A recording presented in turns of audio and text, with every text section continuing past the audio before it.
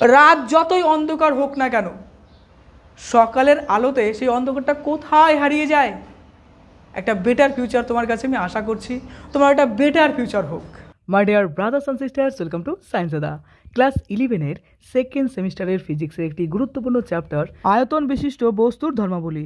দেখো এখানে অনেকগুলো চ্যাপ্টার রয়েছে, যেরকম স্থিতিস্থাপকতা, তারপরে উদস্থিতিবিদ্যা ও বায়ুমণ্ডলীয় চাপ, তারপরে দেখো রয়েছে পৃষ্ঠটান সান্দ্রতা, তারপরে থার্মোমিটার এবং অনেকগুলো চ্যাপ্টার রয়েছে, তাপ সঞ্চালন।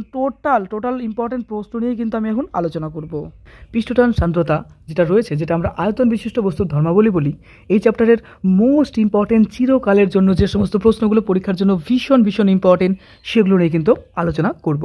দেখো 10 বছর আগেও এগুলো ইম্পর্টেন্ট ছিল, এখনও ইম্পর্টেন্ট রয়েছে এবং 10 বছর পরেও এগুলো কিন্তু ইম্পর্টেন্ট থাকবে। প্রত্যেকটা প্রশ্নই ভীষণ ইম্পর্টেন্ট। চলো আমরা আলোচনা করছি। প্রথমত 2 মার্কস কোশ্চেন যেটা রয়েছে, ইয়ং গুণাঙ্কের সংজ্ঞা দাও, বিকৃতি কাকে বলে। দেখো ইয়ং গুণাঙ্ক বলতে কি বোঝানো হচ্ছে, স্থিতিস্থাপক সীমার মধ্যে অনুদৈর্ঘ্য পীড়ন যেটা রয়েছে ও অনুদৈর্ঘ্য বিকৃতির অনুপাতকে ইয়ং গুণাঙ্ক বলে। তার মানে স্থিতিস্থাপক সীমার মধ্যে আমরা কি পাচ্ছি, দুটো বিষয় পাচ্ছি। একটা পাচ্ছি কি, দেখো একটা পাচ্ছি হচ্ছে অনুদৈর্ঘ্য পীড়ন বাই অনুদৈর্ঘ্য বিকৃতি যেটা রয়েছে সেটার অনুপাতকেই কিন্তু আমরা বলবো, অর্থাৎ অনুদৈর্ঘ্য পীড়ন বাই অনুদৈর্ঘ্য বিকৃতি। এই যে দুটোর আমরা রেশিও পাচ্ছি, অর্থাৎ এদের যে অনুপাত পাচ্ছি সেটাই কিন্তু তার ইয়ং গুণাঙ্ক। একদম সিম্পল কনসেপ্ট। চলো আরেকবার বুঝে নেই, অনুদৈর্ঘ্য পীড়ন বাই অনুদৈর্ঘ্য বিকৃতি, এটাই হচ্ছে ইয়ং গুণাঙ্ক। অর্থাৎ স্থিতিস্থাপক সীমার মধ্যে অনুদৈর্ঘ্য পীড়ন এবং অনুদৈর্ঘ্য বিকৃতির অনুপাতকে ইয়ং গুণাঙ্ক বলবো। মোস্ট ইম্পর্টেন্ট একটা প্রশ্ন কিন্তু আমরা আলোচনা করলাম। নেক্সট, বিকৃতি। বস্তুর আকারের আপেক্ষিক পরিবর্তনই হচ্ছে বিকৃতি। এবার সেই পদার্থটাকে আমরা ধরো এরকম একটা পদার্থ ছিল গোল, কি বলবো, একটা বক্সের মতো পদার্থ ছিল, সেটাকে আমরা প্রেশারাইজ করে এরকম করে ফেললাম, তো এটা কিন্তু তার আকারের পরিবর্তন হয়ে গেল, তাই না? আবার একটা গোল পদার্থ ছিল, সেই পদার্থটাকে আমরা টেনে এরকম লম্বা করে নিলাম, এই যে তার আকারের পরিবর্তন হয়ে যাচ্ছে, এগুলো কিন্তু তার আমরা বলবো বিকৃতি। একদম সিম্পল কনসেপ্ট। চলে আসছে নেক্সট প্রশ্ন, পৃষ্ঠটানের সংজ্ঞা দাও, ভীষণ ইম্পর্টেন্ট। দেখো তলের মুক্ত পৃষ্ঠের উপর কোনো কাল্পনিক রেখা আমরা যদি চিন্তা করি, অর্থাৎ একটা কাল্পনিক রেখা যদি আমরা টানি, তাহলে পরে সেই কাল্পনিক রেখা টানলে রেখার প্রতি একক দৈর্ঘ্যে লম্বভাবে এক রকমের ফোর্স বা কি হচ্ছে একটা বল ক্রিয়া করছে, তাকে পৃষ্ঠটান বলে। চলো আরেকবার পড়ে নেই, তলের মুক্ত পৃষ্ঠের উপর কোনো কাল্পনিক রেখা টানলে রেখার প্রতি একক দৈর্ঘ্যে লম্বভাবে যে বল ক্রিয়া করে তাকেই পৃষ্ঠটান বলে। একদম ইজি একটা প্রশ্ন আর ইম্পর্টেন্ট প্রশ্ন। নেক্সট, হুকের সূত্রটি বিবৃত করো এবং ব্যাখ্যা করো। হুকস ল। দেখো স্থিতিস্থাপক সীমার মধ্যে কোনো বস্তুর পীড়ন তার বিকৃতির সমানুপাতিক, অর্থাৎ পীড়ন বেড়ে যাচ্ছে আমরা বলতে পারি বিকৃতি, অর্থাৎ পীড়ন তার হচ্ছে কি বিকৃতির সাথে সমানুপাতিক। এই যে বিষয়টা, অর্থাৎ পীড়ন আমরা বলতে পারি আলটিমেটলি, এই যে ব্যারিজের চিহ্নটাকে যদি উঠিয়ে দিই, তাহলে আমাদের একটা কনস্ট্যান্ট আনতে হবে কে, আমরা বলতে পারি যে পীড়ন ইকুয়ালস টু কে ইন্টু বিকৃতি, যেখানে কে একটি ধ্রুবক, যা স্থিতিস্থাপক গুণাঙ্ককে স্থিতিস্থাপক গুণা নামে পরিচিত। দেখো স্থিতিস্থাপক গুণাঙ্ক বলা হয় এই কেটাকে, হ্যাঁ, এই কনস্ট্যান্টটাকে। নেক্সট আসছে দেখো, ইস্পাত অপেক্ষায় রাবারের বেশি স্থিতিস্থাপক ব্যাখ্যা করো। দেখো ইস্পাত অপেক্ষা রাবার বেশি স্থিতিস্থাপক ব্যাখ্যা করো। অ্যাকচুয়ালি ইস্পাত ও রাবারের মধ্যে ইস্পাতের স্থিতিস্থাপক গুণাঙ্কের মান রাবারের তুলনায় অনেক বেশি। দেখো ইস্পাত এবং রাবার যদি চিন্তা করো, সব থেকে বেশি কিন্তু আমরা বলতে পারি যে বেশিকার ইস্পাতের কিন্তু গুণাঙ্কটা বেশি হয়, আমাদের মনে রাখতে হবে। তাই ইস্পাত রাবারের তুলনায় বেশি স্থিতিস্থাপক হয়, যেহেতু এর গুণাঙ্কের মান বেশি, তার জন্য ইস্পাতে কিন্তু বেশি কি হচ্ছে বলতো, স্থিতিস্থাপক হচ্ছে। নেক্সট, পয়সন অনুপাত কাকে বলে, পয়সন অনুপাতের সর্বনিম্ন সর্বোচ্চ মান কত? খুব ইম্পর্টেন্ট একটা প্রশ্ন। পার্শ্ব বিকৃতি এবং অনুদৈর্ঘ্য বিকৃতির অনুপাতকেই কিন্তু আমরা পয়সন অনুপাত বলি, তাই না? পয়সন অনুপাতের সর্বনিম্ন মান -1 এবং সর্বোচ্চ মান কিন্তু 0.5 হয়। নেক্সট, পীড়ন কাকে বলে, এর এসআই এবং সিজিএস একক লেখো। কোনো বস্তুর উপর বাহ্যিক বল প্রয়োগের ফলে বস্তুর অভ্যন্তরণে যে প্রতিরোধকারী, অর্থাৎ একটা ফোর্স, একটা ইন্টারনাল একটা ফোর্স কাজ করছে, একটা ইন্টারনাল ফোর্স সৃষ্টি হচ্ছে, প্রতিরোধকারী একটা বলের সৃষ্টি হয়, তাকে কিন্তু পীড়ন বলে। অর্থাৎ কোনো বস্তুর উপর বাহ্যিক বল প্রয়োগের ফলে বস্তুর ভেতরে বা অভ্যন্তরে যে প্রতিরোধকারী একটা বলের সৃষ্টি হয়, তাকে পীড়ন বলবো। এসআই পদ্ধতিতে এর একক হবে নিউটন পার মিটার স্কোয়ার বা পাস্কাল আমরা বলতে পারি, এবং সিজিএস পদ্ধতিতে এর একক কি হবে, ডাইন পার সেমি স্কোয়ার, সেম চাপের মতো, তাই না? নেক্সট হচ্ছে আর্কিমিডিসের নীতিটি বিবৃত করো।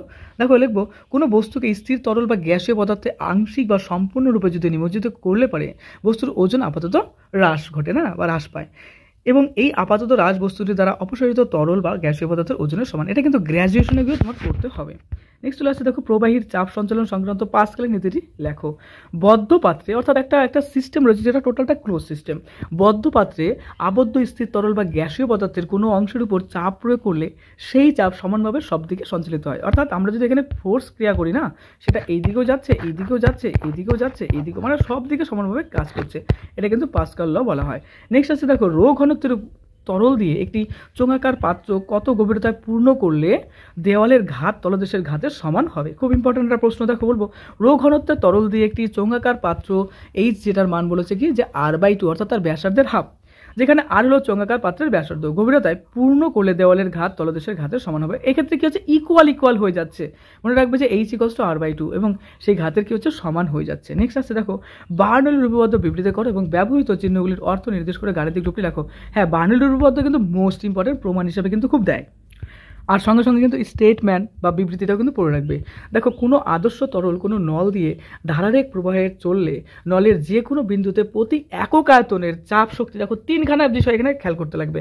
প্রথমত চাপ শক্তি, তারপরে গতিশক্তি এবং স্থিতি শক্তি। তারপরে কি বললাম, দেখো কি বললাম, আয়তনের চাপ শক্তি, প্রথমত আয়তনের চাপ শক্তি, তারপর হচ্ছে কি তার গতিশক্তি এবং স্থিতি শক্তি যেটা রয়েছে, এই তিনটাকে যদি আমরা যোগ করি অর্থাৎ সামিশন নেই, সেই সামিশনটা কি হয়ে যাবে, কনস্ট্যান্ট বা ধ্রুবক হয়ে যাবে। বাস এটাই গাণিতিক রূপ বলতে পারি যে চাপ শক্তি বলতে পি, তারপর বলছে যে আয়তন আমরা বলতে পারি যে half of rho V square, গতিশক্তিটা half of rho V square, আর আমরা কি বলতে পারি যে তার যে আরেকটা রয়েছে আর রো GH, সে এই যে তিনটা, অর্থাৎ এই ক্ষেত্রে বলতে পারি যে আয়তনের চাপ শক্তি, গতিশক্তি এবং স্থিতিশক্তি সেটা সমষ্টি, অর্থাৎ P plus half of rho V square plus rho GH কি হবে, কনস্ট্যান্ট বা ধ্রুবক হবে। যেখানে পি বলতে চাপ, রো বলতে ঘনত্ব, ভি বলতে বেগ এবং জি বলতে বিকশিত ত্বরণ এবং এইচ বলতে উচ্চতা।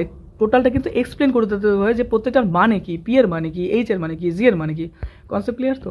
নেক্সট, সন্ধিবেগ বা ক্রিটিক্যাল ভেলোসিটি কি, এর রাশিমালাটি লেখো। দেখো, সন্ধিবেগ বলতে বোঝাচ্ছে কি, যে সর্বোচ্চ বেগ পর্যন্ত, দেখো যে সর্বোচ্চ বেগ পর্যন্ত তরলের কি হচ্ছে, ধারারেখ প্রবাহ থাকে তাকে সন্ধিবেগ, মানে একটা নির্দিষ্ট বেগ পর্যন্ত সেই তরলের কি হবে, একটা ধারারেখ বেগ থাকবে এবং তাকেই বলবো তার সন্ধিবেগ। এর রাশিমালা কি, ভিসি আমরা যদি বলি, তারপরে রেন বলবো যে ডিভাইড বাই রোডি বলবো, যেখানে আরই বলতে রেনল্ড সংখ্যা, দেখো আরই এটাই, তাই না, এই বলতে রেনল্ড সংখ্যা, এটাই বলতে তার সান্দ্রতা গুণাঙ্ক এবং রো বলতে ঘনত্ব এবং ডি বলতে তার নলের ব্যাস বোঝাচ্ছে। এই তিনটা। মেটাকেন্দ্র কি, মানে সুস্থির সাম্যে মেটাকেন্দ্র ভরকেন্দ্রের নিচে না উপরে থাকে। দেখো সেই ক্ষেত্রে মেটাকেন্দ্র স্থির থাকবে না, এটা আমাদের লিখতে হবে। দেখো লিখবো, মেটাকেন্দ্র কোনো বস্তুকে সামান্য কাত করলে, মানে একটা পদার্থকে আমরা যদি সামান্য হেলিয়ে দিই, হ্যাঁ, করলে তার প্লবতা বলের ক্রিয়া রেখা উলম্ব অক্ষকে যে বিন্দুতে ছেদ করে, তো আমরা যদি সামান্য কাতও করে দিই সে পদার্থটাকে, তা সত্ত্বেও তার একটা উলম্ব বলরেখা পাবো এবং সেই বলরেখা যে বিন্দুতে ছেদ করছে না, তাকে তার মেটাকেন্দ্র বলে। সুস্থির সাম্যে মেটাকেন্দ্র ভরকেন্দ্রের উপরে থাকে। তাহলে সুস্থির সাম্যে কি হচ্ছে, মেটাকেন্দ্র ভরকেন্দ্রের উপরে থাকছে। নেক্সট, পৃষ্ঠটান এবং পৃষ্ঠ শক্তির মধ্যে সম্পর্ক প্রতিষ্ঠা করো।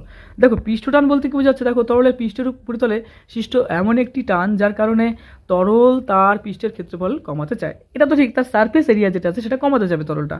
আর পৃষ্ঠ শক্তি বলতে কি, তরলের মুক্ত তলের একক ক্ষেত্রফল বৃদ্ধির জন্য প্রয়োজনীয় কাজ, অর্থাৎ তরলের মুক্ত তল যেটা রয়েছে সেই মুক্ত তলের একক ক্ষেত্রফল বৃদ্ধি, অর্থাৎ ক্ষেত্রফলটা বাড়ানোর জন্য যেটা হচ্ছে, যে সেটার জন্য যে কাজ করতে হচ্ছে, যে ওয়ার্ক করতে হচ্ছে, সেটাই কিন্তু পৃষ্ঠ শক্তি। সম্পর্ক যদি বলি তাহলে বলবো পৃষ্ঠটান এবং পৃষ্ঠ শক্তির মধ্যে সম্পর্ক খুবই ঘনিষ্ঠ। এক কথায় পৃষ্ঠটান এবং পৃষ্ঠ শক্তি একই ভৌত রাশির দুই রূপ, একই ভৌত রাশি কিন্তু দুটো রূপ। পৃষ্ঠটান হলো বলের পরিমাপ আর পৃষ্ঠ শক্তি হলো শক্তির পরিমাপ। একটা হচ্ছে বলের পরিমাপ হবে আর একটা হবে কি, শক্তির পরিমাপ হবে।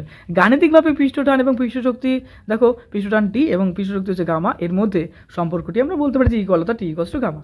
নেক্সট 14 নম্বর, দেখো স্পর্শকোণ বলতে কি বোঝায়, স্পর্শকোণ কি কি বিষয়ের উপর নির্ভর করে। স্পর্শকোণ বলতে তরলের মুক্ত পৃষ্ঠ এবং কঠিন পদার্থের স্পর্শবিন্দুতে কঠিন পদার্থের ভেতরের দিকে টানা স্পর্শকের মধ্যবর্তী কোণকে স্পর্শকোণ বলে। আর একবার ভালো করে বুঝে দেখো, তরলের মুক্ত পৃষ্ঠ থাকবে, ওকে, ও কঠিন পদার্থের স্পর্শবিন্দুতে কঠিন পদার্থের ভেতর দিকে টানা একটি স্পর্শকের মধ্যবর্তী যে কোণ, সেটাকে স্পর্শকোণ আমরা বলবো।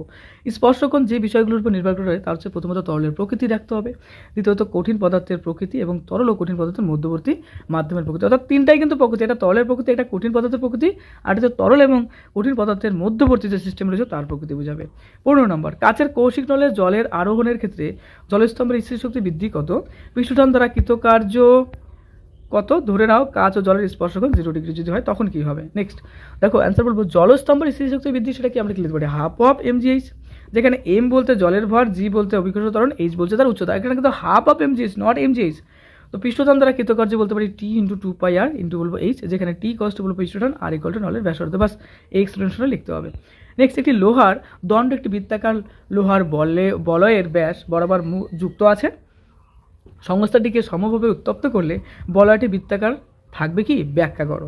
দেখো আমরা লিখবো, একটি লোহার দণ্ড একটি বৃত্তাকার লোহার বলয়ের ব্যাস বরাবর যুক্ত আছে, সংস্থাটিকে সমভাবে উত্তপ্ত করলে বলয়টি বৃত্তাকার থাকবে। হ্যাঁ, এটা হ্যাঁ আমরা সত্যি বলতে পারি, কারণ উষ্ণতা বৃদ্ধির সাথে সাথে লোহা এবং লোহার বলয়ের প্রসারণ একই হারে বৃদ্ধি পাবে, তাই না।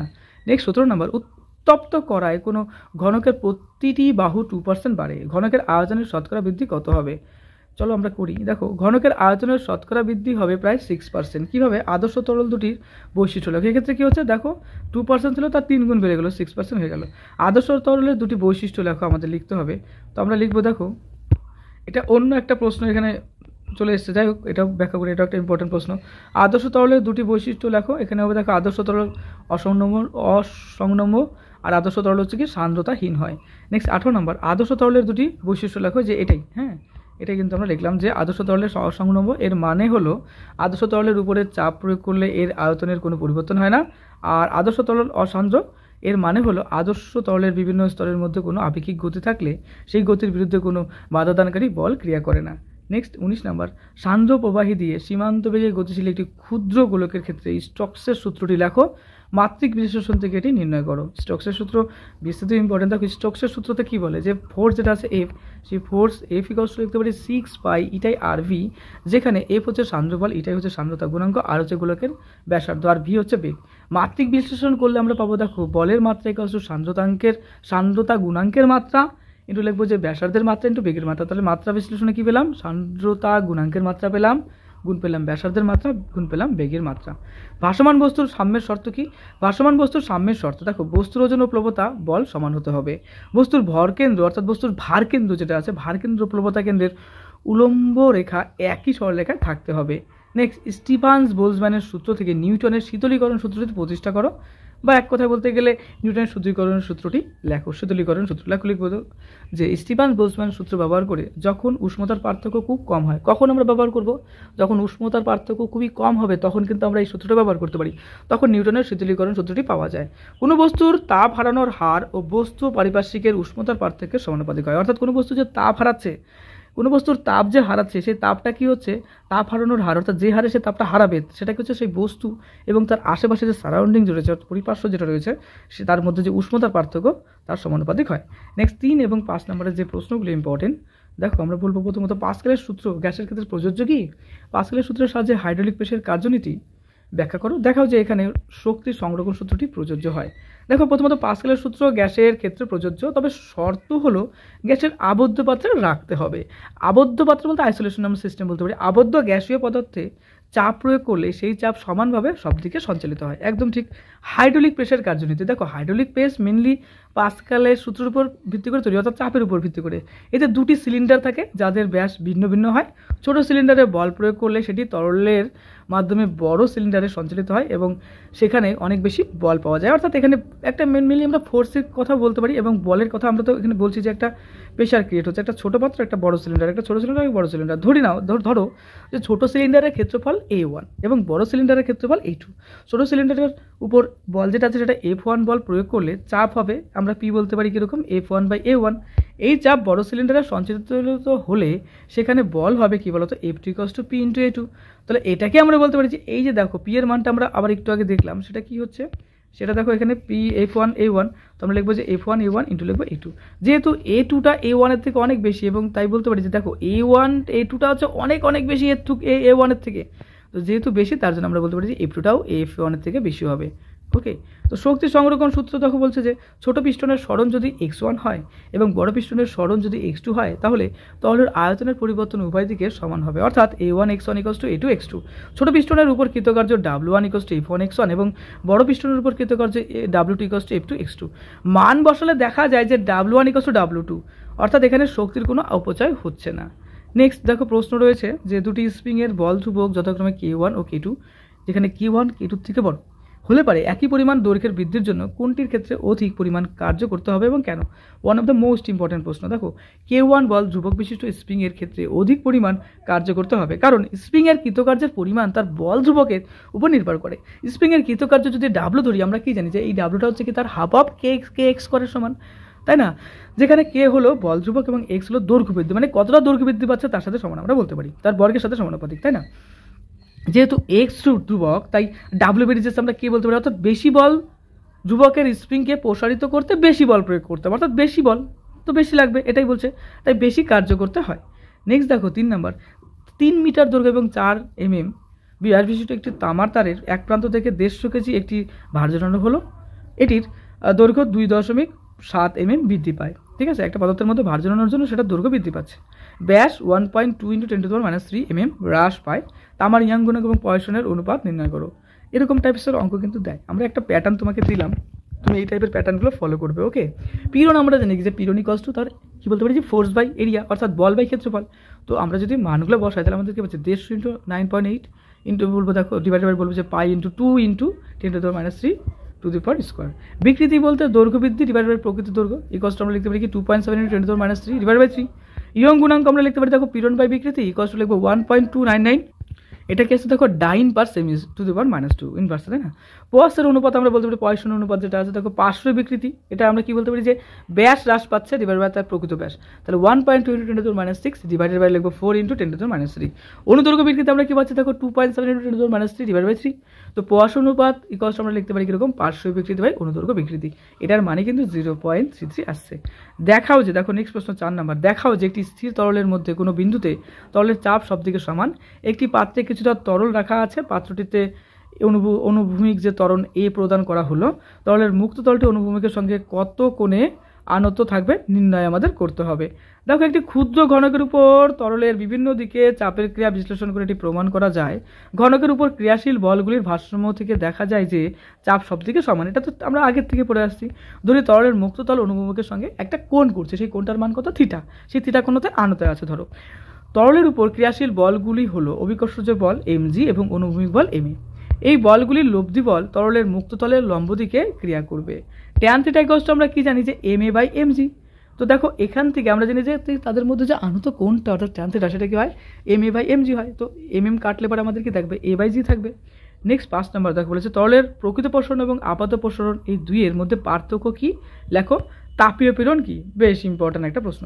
প্রকৃত প্রসারণ, তরলকে উত্তপ্ত করলে তার প্রকৃত একটা আয়তন বৃদ্ধি পাচ্ছে, এই যে প্রকৃত যে একটা আয়তন বৃদ্ধি পাচ্ছে তাইকে কিন্তু আমরা তার প্রকৃত প্রসারণ বলবো। আর আপাত প্রসারণ বলতে কি বোঝাচ্ছে দেখো তরলকে কোনো পাত্রে উত্তপ্ত করলে পাত্রের প্রসারণের জন্য তরলের আয়তন বৃদ্ধি কম মনে হচ্ছে, তাই কি না? অর্থাৎ কোনো একটা তরলকে কী করলাম, কোনো একটা পাত্রে আমরা রাখলাম, দেখো কোনো একটা তরলকে গরম করা মানে কি তরলটা গরম হচ্ছে এবং যে পাত্রে রাখছি সেই পাত্রটাও তো গরম হবে কি না? তো এটাই কিন্তু আমরা বলতে পারি যে আপাত প্রসারণ, আমরা চোখে যেটা লক্ষ্য করছি, তাই না? তো তাপীয় পীড়ন বলতে কোনো বস্তুকে উত্তপ্ত বা শীতল করলে তার প্রসারণ বা সংকোচন বাধা পেলে বস্তুর মধ্যে যে পীড়নের সৃষ্টি হয় তাকে তার তাপীয় পীড়ন বলে। One of the most important প্রশ্ন ছিল এটা। নেক্সট চলে আসছে দেখো 6 নম্বর, কঠিনের দৈর্ঘ্য প্রসারণ গুণাঙ্ক, ক্ষেত্র প্রসারণ গুণাঙ্ক ও আয়তন প্রসারণ গুণাঙ্কের মধ্যে সম্পর্ক স্থাপন করো। ভীষণ ইম্পর্টেন্ট একটা প্রশ্ন। দেখো ধরি একটি কঠিন পদার্থের দৈর্ঘ্য, ক্ষেত্রফল এবং আয়তন যথাক্রমে আই, এ এবং ভি। এবার বলছে দেখো উষ্ণতা বৃদ্ধি যদি ডেলটি বৃদ্ধি করলে দৈর্ঘ্য, ক্ষেত্রফল এবং আয়তনের পরিবর্তনও কিন্তু হবে এবং সেই পরিবর্তনটা ক্ষুদ্র আকারে একদম খুবই সামান্য একটা পরিবর্তন হলো। সেটা কি হলো, সামান্য বাড়লো, হয়তো আগে ছিল 100 এখন হলো 101, তাহলে বৃদ্ধিটা কত হলো 1 হলো। বা আগে ছিল কত, আগে ছিল হয়তো 999 এখন হলো 1000, তাহলে বৃদ্ধিটা কত হচ্ছে সামান্য 1 হচ্ছে। তো সেই সামান্য বৃদ্ধিটাকে আমরা ডেল এ চিন্তা করলাম, ডেল আই চিন্তা করলাম, ডেল এ চিন্তা করলাম এবং ডেল বি চিন্তা করলাম। তো দৈর্ঘ্য প্রসারণ গুণাঙ্ক যেটা আলফা দ্বারা ডিনোট করা হয় সেটা কি হয় del I divided by I del T. এটা অন্যভাবে কিন্তু এটাকে লেখা যায়, হ্যাঁ আমি এভাবে লিখলাম। ক্ষেত্র প্রসারণ গুণাঙ্ক যেটা বিটা সেটা হচ্ছে del A divide by A into del T. আয়তন প্রসারণ গুণাঙ্ক যেটা গামা সেটা হচ্ছে ডেল ভি ইকুয়ালস টু আমরা লিখতে পারি এরকম ভি ডেল টি। আর এদের মধ্যে একটা সম্পর্ক আমরা জানি যে alpha equals to beta by 2 equals to gamma by 3। অর্থাৎ আমরা বলতে পারি যে এক কথা যে বিটা ইকুয়ালস টু 2 আলফা এবং gamma equals to 3 alpha. Okay, next আছে দেখো পরের প্রশ্ন যে দেখাও যে অনুদৈর্ঘ্যভাবে প্রসারিত একটি দণ্ডের প্রতি একক আয়তনের স্থিতিশক্তি ইকুয়ালস টু হাফ ইন্টু পীড়ন ইন্টু বিকৃতি। One of the most important, maximum পরীক্ষায় কিন্তু এটা দেখা যায় আসতে, তো ভালো করে প্রিপারেশন করে রেখো। দেখো প্রশ্নটা কি ছিল, স্থিতিশক্তি ইকুয়ালস টু হাফ ইন্টু পীড়ন ইন্টু বিকৃতি। লিখবো আমরা দেখো ধরি একটি দণ্ডের আদি দৈর্ঘ্য মানে প্রথমে দৈর্ঘ্য ছিল হচ্ছে ক্যাপিটাল এল এবং প্রস্থচ্ছেদের ক্ষেত্রফল প্রথম দিকে ছিল এ। দণ্ডটিকে অনুদৈর্ঘ্যভাবে এফ বলে আমরা একটা ফোর্স ক্রিয়া করলাম, একটা বল প্রয়োগ করে প্রসারণ করা হলো। এর ফলে দণ্ডটির দৈর্ঘ্যের বৃদ্ধি হলো, যেটা আমরা ধরে নিলাম যে আই। এবার কথা হচ্ছে যে বিকৃতি দৈর্ঘ্যের পরিবর্তন যেটা আছে সেটা আমরা কি পাচ্ছি দেখো আদি দৈর্ঘ্য যেটা আছে, অর্থাৎ দৈর্ঘ্যের পরিবর্তন কোনটা হচ্ছে আমরা আচ্ছা এটাকে ছোট হাতের এল আমরা চিন্তা করলাম যে দৈর্ঘ্যের পরিবর্তন সেটা হচ্ছে ছোট হাতের এল, আর আদি দৈর্ঘ্য ছিল সেটা হচ্ছে ক্যাপিটাল এল, অর্থাৎ প্রাথমিক দৈর্ঘ্য ছিল এল। তো লিখবো দেখো পীড়ন ইকুয়ালস টু আমরা কি লিখতে পারি যে প্রযুক্ত বল ডিভাইডেড বাই তার প্রস্থচ্ছেদের ক্ষেত্রফল, অর্থাৎ ফোর্স বাই তার এরিয়া, অর্থাৎ এফ ডিভাইডেড বাই এ। তো দণ্ডটিকে প্রসারিত করতে কৃতকার্য যেটা আমাদের করতে হবে সেটা ডাব্লিউ ইকুয়ালস টু গড় বল ইন্টু দৈর্ঘ্যের পরিবর্তন, ঠিক আছে। তো যেহেতু প্রযুক্ত বল ধীরে ধীরে বৃদ্ধি পাচ্ছে, তাই গড় বল হলো, দেখো তো প্রথমত গড় বল কি, যখন আমরা কোনো রকম ফোর্সই কাজ করাই নাই তাহলে আমাদের তো একটা কাজ করবে না, তখন তো কোনো রকম তো একটা বল, অর্থাৎ প্রথম দিকে তার তো কোনো বলের পরিবর্তন হয় না, প্রথম দিকে 0 ছিল, আর পরের দিকে কিন্তু আমরা পেলাম এফ, অর্থাৎ এর ক্ষেত্রে এভারেজ বের করলে কি 0 প্লাস এফ ডিভাইডেড বাই লিখবো হচ্ছে 2, তো দ্যাটস ইকুয়ালস আমরা বলতে পারি f/2, তাই না। তো বাস এই পার্টটা কিন্তু আমরা লিখলাম, অর্থাৎ এক্ষেত্রে ডাব্লিউ ইকুয়ালস আমরা কি পাচ্ছি f/2 ইন্টু যে দৈর্ঘ্যটা বৃদ্ধি পাচ্ছে সেই ছোট হাতের এল আমরা লিখলাম, অর্থাৎ হাফ অফ এফ এল আমরা লিখে ফেললাম। এবার দেখো লিখবো যে এই কৃতকার্য দণ্ডের মধ্যে স্থিতিশক্তি যেটাকে আমরা ইউ হিসাবে চিন্তা করবো, সেটা কিন্তু আলটিমেটলি সেই পদার্থের মধ্যে কিন্তু স্টোর হয়ে থাকবে, অর্থাৎ জমা হয়ে থাকবে। সুতরাং ইউ ইকুয়ালস আমরা লিখতে পারি যে half of F into L, একক আয়তনের স্থিতিশক্তি, সেটা কি আমরা লিখতে পারি যে মোট স্থিতিশক্তি ডিভাইডেড বাই দণ্ডের আয়তন। তো দণ্ডের আয়তনটা আমরা কি জানি যে প্রথমত তার এরিয়া মাল্টিপল সাইন অফ তার দৈর্ঘ্য লেন্থ, অর্থাৎ এরিয়ার সাথে তার লেন্থের যে গুণফল সেটা, অর্থাৎ এ ইন্টু এল। তো এখান থেকে বলতে পারি যে একক আয়তনের স্থিতিশক্তি যেটা আছে সেটা হচ্ছে কি ইউ ডিভাইডেড বাই আমরা বলতে পারি এ ইন্টু এল। তো এটাকে আমরা লিখবো কিরকম, দেখো ইউ এর একটা মান পেলাম, একটু আগে লক্ষ্য করে দেখো এই যে ইউ এর এই যে মানটা পেলাম কিনা, এই যে দেখো হাফ অফ এফ এল, বাস এই মানটা এখানে আমরা পুট করে দিলাম, ঠিক আছে, ইউ এর জায়গাটায়, আর ডিভাইডেড বাই কি আছে এ ইন্টু এল লিখে দিলাম।